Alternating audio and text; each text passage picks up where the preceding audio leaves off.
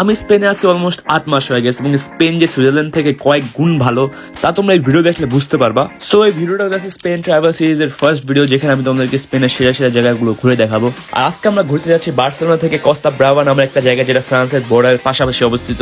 যেহেতু এটা বার্সেলোনা থেকে 115 কিলোমিটার দূরেতে আমরা মাঝখানে একটু ব্রেক নিছি। আর একটা ক্যাফেতে বসে যখন আমরা চা খাচ্ছিলাম তখন চায়ের পাতা দেখে আমি একটু অবাক হয়ে গেছে, এটা কিসের পাতার মতো লাগতেছে আমাকে একটু বলে জানাও তো কমেন্টে। তারপর এই পাতা আমরা গরম পানিতে ভিজায় খাইছি। এখন এটাকে এটার খাওয়ার প্রপার ওয়ে নাকি?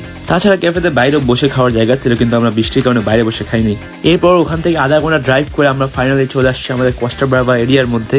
এখানকার প্রত্যেকটা বাড়িগুলো অনেক সুন্দর মতো স্ট্রাকচার ভাবে তৈরি করা হয়েছে। ফাইনালি আমরা এখন গাড়ি থেকে নামে এই এরিয়াটা ঘুরে দেখবো। এখানকার আমার সবচেয়ে সুন্দর জিনিস কোনটা লাগছে, যে এখানে একটা সমুদ্র আছে, সমুদ্রের বিপরীত পাশে আবার পাহাড়ও আছে। সেদিন মেঘলা হওয়ার কারণে পানি ক্লিয়ারলি বোঝা যেতেছিল না। সুইজারল্যান্ডে কোনো সমুদ্র নাই, কিন্তু স্পেনের মধ্যে সমুদ্র পাহাড় সবকিছু আছে। সুইজারল্যান্ড অনেক সুন্দর, পুরো স্বপ্নের ছবির মতো, কিন্তু স্পেন যে সুন্দর না এটা কোনোভাবে বলা যাবে না। স্পেনে যে এত ঘোরার জায়গা আছে তোমরা কল্পনাও করতে পারবে না। এই যে দেখো সমুদ্র যেতেছে, এর বিপরীত পাশে আরেকটা শহর, এর মধ্যে পাহাড়ও আছে। মানে এত সুন্দর দৃশ্য আমি আগে কখনো দেখিনি। সবকিছুর জন্য আল্লাহর কাছে শুকরিয়া যে আল্লাহ আমার এত সুন্দর সুযোগ দিচ্ছে এত সুন্দর সুন্দর জায়গা ঘুরে দেখার জন্য।